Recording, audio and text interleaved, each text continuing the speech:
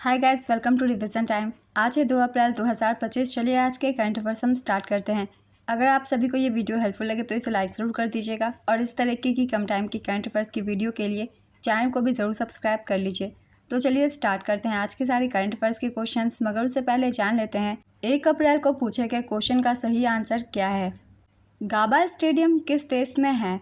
Option A Australia, option B Israel, option C Gaza, option D Ukraine. इसका सही answer है option A Australia. Australia के Brisbane में ये स्थित है। चलिए अब आज की करंट अफेयर्स हम स्टार्ट करते हैं। क्वेश्चन नंबर 1, हाल ही में कौन सी कंपनी दुनिया की सबसे बड़ी स्टील कंपनी बन गई है? इसका आंसर है JSW स्टील। JSW स्टील दुनिया की सबसे बड़ी स्टील कंपनी बनी। कंपनी का बाजार पूंजीकरण 30 अरब डॉलर के पार पहुंच गया है, जिसका प्रमुख कारण मजबूत स्टॉक प्रदर्शन और सरकार द्वारा सस्ते स्टील आयात को रोकने के लिए किए गए उपाय है।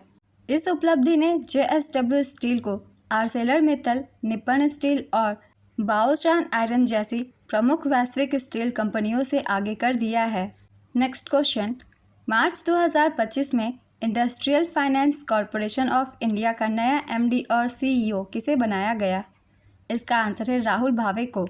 राहुल भावे की IFCI के MD और CEO के रूप में नियुक्ति की गई है। इनका कार्यकाल पदभार ग्रहण करने की तिथि से 3 वर्षों का होगा।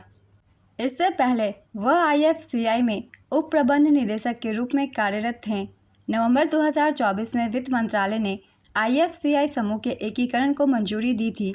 इसके तहत IFCI लिमिटेड को stock holding corporation of India limited और उसकी अन्य सहायक कंपनियों के साथ विलय किया गया।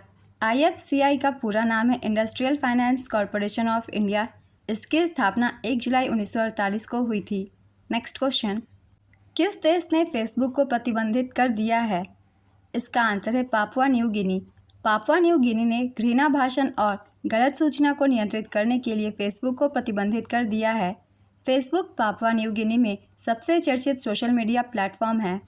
फेसबुक पर प्रतिबंध कई देशों में लगा है, जिनमें मुख्य रूप से चीन, ईरान, उत्तर कोरिया, रूस और म्यांमार शामिल है। पापुआ न्यू गिनी की राजधानी है पोर्ट मोरेस्बी। यहाँ के प्रधानमंत्री का नाम है जेम्स मेरेपे। नेक्स्ट क्वेश्चन, रामायण सम्मेलन 2025 कहाँ आयोजित किया गया है? इसका आंसर है कोलंबो, श्रीलंका में। श्रीलंका में अंतर्राष्ट्रीय रामायण और वैदिक अनुसंधान संस्थान ने कोलंबो के स्वामी विवेकानंद सांस्कृतिक केंद्र में रामायण कॉन्क्लेव का आयोजन किया है।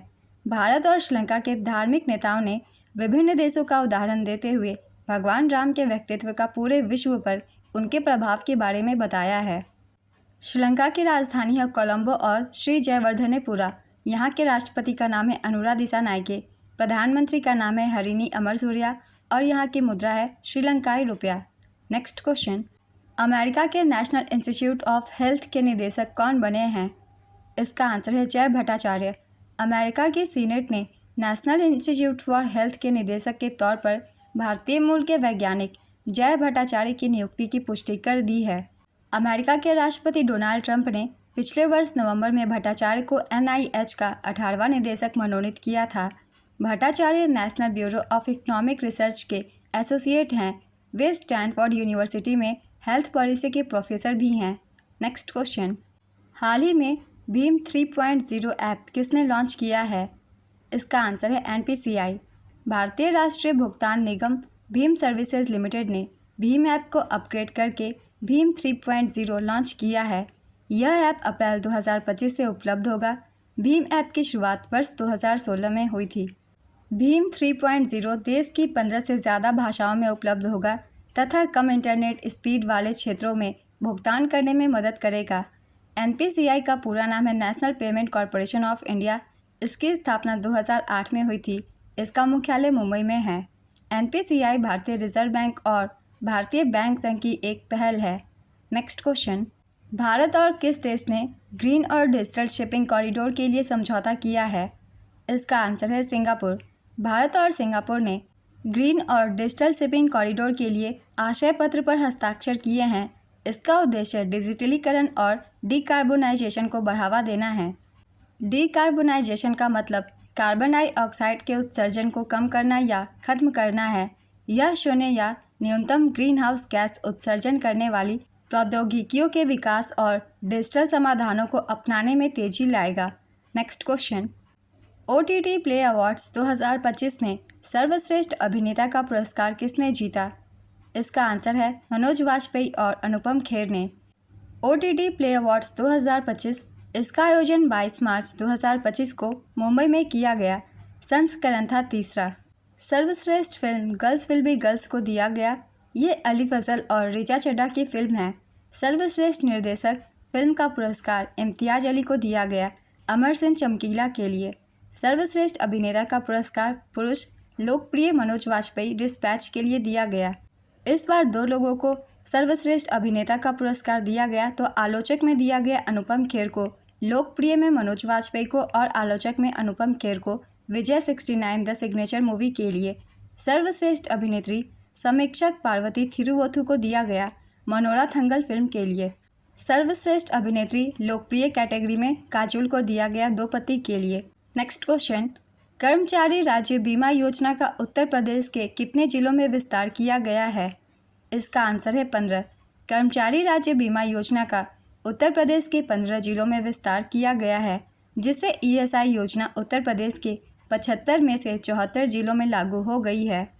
देश में ESI योजना के अंतर्गत आने वाले जिलों की कुल संख्या अब 689 हो गई है। यह कर्मचारी राज्य बीमा अधिनियम 1948 के तहत परिभाषित कर्मचारियों को सामाजिक लाभ प्रदान करता है। ESI योजना की शुरुआत प्रधानमंत्री जवाहरलाल नेहरू ने 24 फरवरी 1952 को कानपुर में की थी। इसे उसी दिन नई दिल्ली में भी शुरू किया गया था। 21,000 रुपये तक की मासिक वेतन वाले श्रमिक ESI योजना के अंतर्गत आते हैं। Next question, Hurun global rich list 2025 की दुनिया के शीर्ष 10 सबसे धनी महिलाओं में शामिल होने वाली पहली भारतीय कौन बनी? इसका आंसर है रोशनी नादर। रोशनी नादर शीर्ष 10 सबसे अमीर महिलाओं की सूची में शामिल होने वाली पहली भारतीय महिला बनी है। वह भारत की सबसे अमीर महिला और तीसरी सबसे अमीर व्यक्ति भी हैं। वह HCL टेक्नोलॉजीज़ की चेयरपर्सन है। विश्व की महिलाओं में उनका 5वां स्थान है। इस रिपोर्ट की जारी करता है हुरुन ग्लोबल रिच लिस्ट 2025। इस बार का संस्करण था 15वां। दुनिया के शीर्ष 10 सबसे अमीर लोगों से बाहर होने के बावजूद मुकेश अंबानी एशिया में सबसे अमीर आदमी बने हुए हैं, जबकि विश्व में 18वें स्थान पर हैं। वॉलमार्ट की मालिक अमेरिकी एलिस वाल्टन दुनिया के सबसे अमीर महिला हैं। विश्व में सर्वाधिक अरबपतियों के देशों की सूची है। पहले स्थान पर अमेरिका, यहाँ 870 अरबपति हैं। दूसरे स्थान पर चीन है, यह 823 है। और तीसरे स्थान पर भारत है। भारत में अरबपतियों की संख्या है 284। नेक्स्ट क्वेश्चन, हाल ही में RBI ने विनियामक अनुपालन मानकों को पूरा न करने के कारण किस बैंक पर जुर्माना लगाया है? इसका आंसर है HDFC बैंक और पंजाब एंड सिंध बैंक, इन दोनों पर जुर्माना लगाया गया है। RBI ने HDFC बैंक और पंजाब एंड सिंध बैंक पर विनियामक अनुपालन मानकों को पूरा न करने के कारण जुर्माना लगाया है। HDFC बैंक पर 75 लाख रुपए का जुर्माना लगाया गया है, क्योंकि इसने RBI के नो योर कस्टमर दिशा निर्देशों का पालन नहीं किया। पंजाब एंड सिंध बैंक पर 68,20,000 रुपये का जुर्माना लगाया गया। ये दिशा निर्देश वित्तीय समावेशन के तहत central depository of large common exposure और basic savings bank deposit account के बारे में थे। KLM एक्सिवा फिनवेस्ट पर भी 10 लाख रुपए का जुर्माना लगाया गया है, क्योंकि यह लाभांश घोषणाओं के नियमों का पालन करने में विफल रहा। नेक्स्ट क्वेश्चन, हाल ही में भारतीय सशस्त्र बलों के 3 सेनाओं का अभ्यास प्रचंड प्रहार कहाँ संपन्न हुआ है? इसका आंसर है अरुणाचल प्रदेश में। प्रचंड प्रहार नामक त्रिसेवा अभ्यास अरुणाचल प्रदेश में संपन्न हुआ। इसका आयोजन 25 से 27 मार्च 2025 तक किया गया। प्रचंड प्रहार अभ्यास का मेज़बान भारतीय सेना की कोलकाता स्थित पूर्वी कमान थी। Next question, PM Narendra Modi कहां पर 6 अप्रैल 2025 को पंबन ब्रिज का उद्घाटन करेंगे? इसका आंसर है तमिलनाडु। PM मोदी तमिलनाडु के नए पंबन ब्रिज का उद्घाटन करेंगे। इसका उद्घाटन 6 अप्रैल 2025 को रामनवमी के अवसर पर किया जाएगा। इस ब्रिज की निर्माण लागत है 535 करोड़ रुपए। इसकी लंबाई 2.5 किलोमीटर से ज़्यादा है। यह ब्रिज रामनाथपुरम को रामेश्वरम द्वीप से जोड़ता है। इसी अवसर पर प्रधानमंत्री ताम्बरम रामेश्वरम के बीच एक नई ट्रेन सेवा को भी हरी झंडी दिखाएंगे। नेक्स्ट क्वेश्चन, हाल ही में किस बैंक ने एस.के. मजूमदार को अपना कार्यकारी निदेशक नियुक्त किया? इसका आंसर है केनरा बैंक। केनरा बैंक ने एस.के. मजूमदार को कार्यकारी निदेशक नियुक्त किया।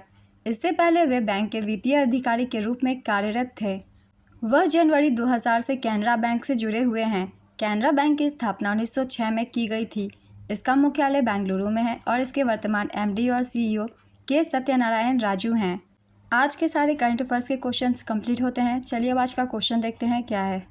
रामायण सम्मेलन 2025 कहाँ आयोजित किया गया है? ऑप्शन ए Ayodhya, option B Janakpur, option C Tamil Nadu, option D Colombo. अपना आंसर गेस कीजिए या फिर कमेंट बॉक्स में दीजिए।